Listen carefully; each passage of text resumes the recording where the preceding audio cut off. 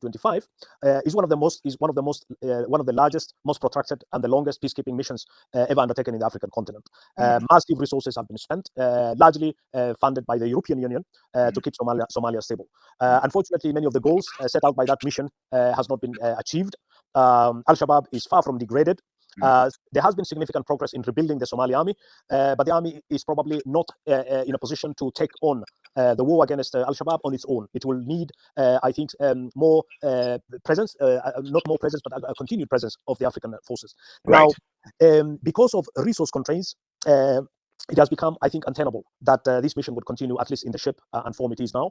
So a plan was conceived to actually transition towards a sort of a smaller, trimmed down mission, which will be called African Union Support Mission for Somalia, AUSOM. This will take effect in January 2025. I think the number which is now on the table is probably roughly around 12,000 troops. When you add also police components, it is a very small army. But I think the aim is also to put pressure on the Somalis to take more responsibility for their own security. So this mission will be much smaller, much leaner. Its role will be much more focused on securing installations and cities. It will not be, I think, engaged in combat, at least direct combat with the insurgents. So it will be largely a guard or defensive force. We shall see how that plan pans out. Now, I think what the challenge lies also for what if you haven't achieved progress against Al-Shabaab with the numbers that were very high, over 22,000 troops. What would you achieve with 12,000? Because the terrain hasn't shifted, the political dynamics haven't changed that much. Al-Shabaab is still dominant in the rural areas. So those are, I think, some of the questions being asked about that. Then also, I think you now have these growing geopolitical tensions with Egyptian involvement, but also Ethiopia being eased out, or Somalia has requested that Ethiopia not be part of the this new mission that will be launched in January 2025, and that is not universally accepted in Somalia. We have seen, at least in southwest states, but also in parts of Jubaland, we have seen small protests, but also sentiments against Mogadishu's view that Ethiopia should not be part of the peacekeeping forces. Now, Somalia is of course a sovereign country, and ought to have a say in who comes in and out. But I think that also needs to be balanced also with the interest of regional states who have a vested security interest in ensuring that their borders are secure. So it is a delicate balancing act. But I hope that there will be at some point a discussion on how Kenya, Ethiopia, Uganda, these frontline states, how they can contribute to the future mission and how they can stay positively engaged without any tensions. Because I think the idea of easing Ethiopia, cutting it out, is dangerous, because it could turn Ethiopia into a spoiler, and that's not what you really want. And where does that leave? So if, let's say, let me put it differently. If you were to sit in a conversation with the president of Uganda and the president of Kenya, what would you be saying to them in terms of the dynamic that is changing? What kind of posture should they be taking? Excellent question. I think, first of all, let's not downplay the fact that you now have tensions which are building very fast, which are escalating. I am a long-term observer of conflicts in the Horn of Africa, and one thing probably I've learned is that conflicts tend to erupt when you least expect them. That we are all rational beings. We know we can negotiate and we are clever and so on. But conflicts tend to hit us all the time. We fail miserably. So I will tell, I think, the regional leaders that now is time to spring to action. First of all, craft a de-escalation strategy to engage, I think, other external actors, especially Egypt, to sit down with them and to find ways in which tensions can be de-escalated. I think we have an instrument already, which is IGAD. And also, I'm glad that Ambassador Fred is with us. So the AU is also critical in trying to diffuse some of these emerging crises, but also to find mechanisms in which the Horn of Africa and the regional states can engage directly with other external actors who are acting either as spoilers or who are playing a negative role in the region. These are the kind of, I think, strategic debates which are not happening, unfortunately. And I'm afraid that these tensions that are building up in the region, unless quickly diffused, could lead us into conflict again. So, which takes me neatly to my next question: what should, because I was going to say what what role should the AU play? And I'm asking this while taking into account two realities. One, that the leadership of the AU is itself undergoing a transition. So there's supposed to be a new chairperson of the AU. And the front runner is a man in his 80s, so really generally exhausted by the politics that he's been involved in. The second reality is that African diplomacy is itself exhausted by all sorts of failures. I mean, if you look at our failures in in Libya, our failures in Central African Republic, in the Sahel, in Sudan, and we've now outsourced resolution of our own affairs to external powers. Is there can the African diplomacy be brought into action? And who would stand out? I mean, the only, Rashid, the person that I see being wheeled out regularly to deal with conflicts is an 87-year-old man called Olusegun Obasanjo. Mbeki, going into his 80s as well. Don't we have people? Yes, comrade, that is an excellent question. I have been critical of the AU leadership for some time, largely because I think we have become very complacent. Although we have good institutions that actually are supposed to monitor conflicts and alert regional states that a conflict is coming, and you also initiate processes of early action. We haven't seen this mechanism work smoothly, and so we have a habit of being overtaken by conflict all the time, and then we, of course, are poor, so we lack the resources to actually put together some kind of a coherent peace process. So we are reliant on foreign actors and foreign partners who may not necessarily share our interests, but who may not also necessarily be supportive of Africa's interests as well. So that also puts Africa in a very delicate position. Then I think you also have regional states who are also divided among themselves. These are all challenges that contribute to why we are inept in dealing with conflict. But I think despite that, there's no other way. I mean, we don't have any other institution. We have IGAD and we have the African Union. These are instruments for our peace and for our stability. And unfortunately, youth and younger people do not have a clear role. I am not ageist here, but I suspect that you need to have older people, but also younger people involved in peace processes. Now, the whole, of course, is extremely complicated. But comrade, I share your sentiment that we don't need conflict. We need to move fast to nip conflicts in the bud before they grow and expand. And we need a much more proactive, a much more activist African Union, because I think also one of the big problems, dilemmas, is that we also have an African Union that tends to be very out of touch with the reality. But there is also the fact that there is suspicion amongst the African leaders who are actors in a lot of these dynamics, in part because many of them or all of them represent competing foreign interests. So you find, for instance, the Sudanese military establishment rejected Ruto as an interlocutor.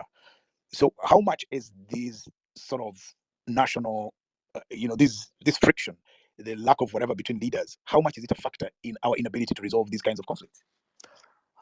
First of all, I think Africa is not very different from any other state, any other region in the world. You have neighbors who are not necessarily having very neighborly relations. So tensions are always there. Now, I think the good thing, of course, is that East Africa, at least when I'm talking here of Kenya, Uganda, and Tanzania, these three countries who are part of the initially East African community have shown us the way. For nations to embark on peace, first of all, they need to be very clear. You need strategic leadership direction, creating instruments for integration, economic, but also political integration, where you have similar institutions. Now, I think the fact that tensions are always there between Tanzania and Kenya and Uganda, but they never lead to conflict.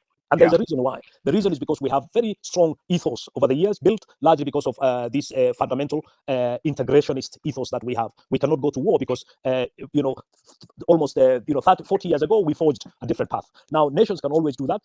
And I see IGAD as an instrument of actually delivering that. Countries of the wider Horn can also learn, I think, from these three East African states that, economic integration, but also constant political dialogue is the way to resolve, these tensions, which also disrupt and keep conflicts going on. No, I was just going to say that I've managed to get hold of Kwesi, who you might know. Kwesi, you know Kwesi? Yes, excellent fellow. I know him. He's joined the conversation, so he will definitely come in when you leave, so I'll be able to continue the conversation. And I just wanted to say to guys that please get your questions or comments ready, because I'm going to open up to public discussion. But the final thing which Rashid, I'd like you to address before I let you go is how processes and systems of social justice can be employed, to sort of resolve some of these things. I don't know if that question is clear, but yes, it is very clear, and I'm glad you brought it up. Yes, our peace and security is not just dependent on states. It is also dependent on very organized social movements, but also civil society, which is cognizant of its role, which is allowed the freedom to exercise its legitimate rights to resistance, but also to push countries, out of conflict. And women, in particular, play a big role in this. And I'm happy, that in East Africa you have generations of very activist youth who lead our social movements, who are very much, I think, keeping our governments, on the straight and narrow. They do not always succeed, but I think we are far much ahead, and I see a lot of potential in really creating a government that is responsive to its people. And I think, comrade, civil society plays a very central role, and I would like to see, and I would I'm very optimistic that we have young people in Uganda, in Kenya, who definitely are aware that history is on their side, and they need to organize and push the agenda for reform. One last one that I would like to really follow on that. So why did the Sudan initiative fail? I mean, Sudan, the civil society movement, the Hamdok, if you remember all of it. Just explain to us what went wrong there that other people need to learn from.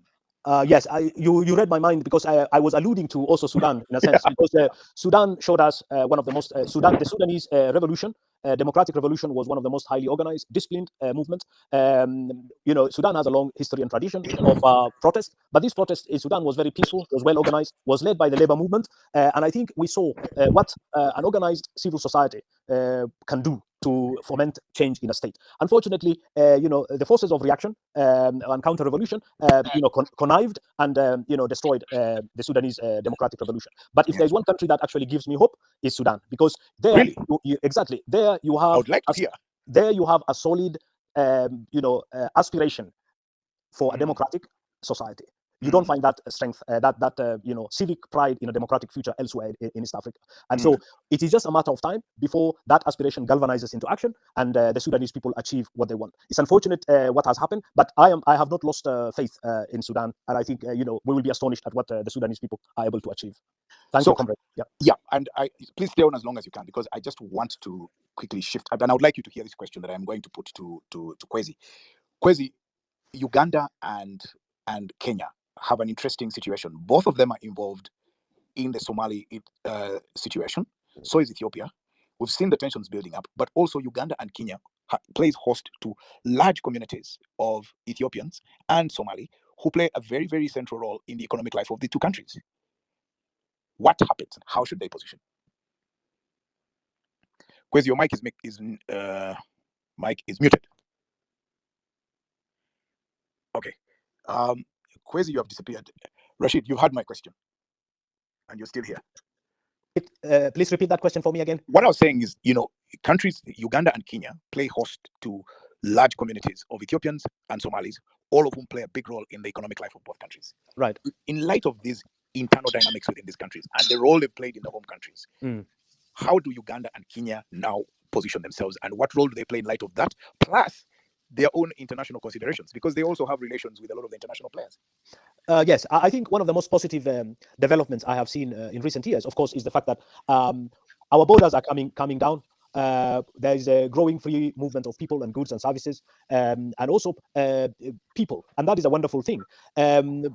Somalis are beginning to invest in regional economies in East Africa. Somalia has also become a member of the East African community. That, of course, is hugely positive. Of course, there are also concerns in countries like Kenya, where you have at least some people not happy with the way in which this investment is being managed. Those are conversations which I think can be had with the bureaucracies of the state. But overall, I think it is a wonderful thing that Somalia, despite the fact that it is a country that is fragile, that is blighted by conflict, has managed to produce a very enterprising people who now have opportunities, I think, to invest in regional economies. They should do that, of course, through very legal means, and they should respect the laws of the land in which they operate, be seen also as truly, building ethical businesses, also paying taxes. When Somalis do that, I think they also endear themselves to local communities, but they also disrupt these sometimes ugly xenophobic sentiments which we hear once in a while. Right. So let me just check if Robert, can you hear me? Yeah, good. Now you're there. So perfect. Sorry, it was the tech. Yeah. Thanks, Rashid Abdi. Really been exciting listening to you. I mean, can't put a word to whatever it is that you've contributed. But I think for me, Robert, trying to answer your question, I will rely on my experience working with the Law Africa Institute. I've had a chance to travel to Somalia. I was in Mogadishu in June. We've had fellows from there, I think, beginning 2019. So in a way, in terms of people-to-people relations, we've been interacting with the diaspora from the Horn of Africa. Yes. The point I would like to make is that diplomacy, or in this case, the broadening of understanding between our communities, is too big a task to be left to governments and ministries of foreign affairs. And I think there's a need for our governments in the 21st century to invest in something called citizen diplomacy. Currently, I'm in the United States for school, and the state in which I'm living, Minnesota, Yes. has an organization called Global Minnesota. Yes. Your listeners should look it up. Global Minnesota's role is essentially to connect Minnesota and the United States to the rest of the world. Yeah. So they've gotten all these former ambassadors of the US and other countries who live in Minnesota, and they engage with them, through monthly events. So a few weeks from now, there'll be a major discussion on what's happening in the South China Sea. There've been conversations on Cambodia and other hotspots in the world. And I think this is an investment where Africa is lacking or has not made a mark. We need to engage other actors other than government, so civil societies, our universities, to broaden the minds of our people. Many Ugandans confronted with the idea of Somalis or Sudanese living in Uganda think that, one, it means them losing business opportunities, which is a valid fear. But I think what academic institutions do is to broaden that understanding, to say, look, alongside the physical movement of people comes movement of ideas, new business ideas. So in fact, migration can be a net positive, because new business ideas emerge, new ways of doing things emerge, and countries essentially benefit from that. Right. So for Uganda's case, comparing Uganda and Kenya, I think Uganda finds itself in a difficult position. I was just chatting this morning with a friend on a journalist platform. I feel our leadership and our leader increasingly has become provincial. Many Africans may have forgotten that 30 years ago, President Yoweri Museveni was the first African president to visit Somalia when that state had just collapsed in, I think, 1990 or 1991. So when others could not go to Somalia, President Yoweri Museveni was there. And President Yoweri Museveni worked with the Somali diaspora, the Nurdin Faraz and many other Somali intellectuals in Uganda, to try and offer a solution to Somalia. This is as early as 1992, 32 years ago. Yeah. So Uganda's intervention in Somalia did not start in 2017. But what is sad is that today, if you look at President Yoweri Museveni's footprint on the continent, yes, he's still widely respected, but you look at his itinerary, his travels are mainly to Kenya and Tanzania, and that's basically it. So in terms of projecting our presence and looking out for Uganda's interests or East Africa's interests, I think we're approaching that point of diminishing returns from President Yoweri Museveni and from his administration, and you can see it in the choice of people he has elected to these sensitive positions. He seems to rely more on informal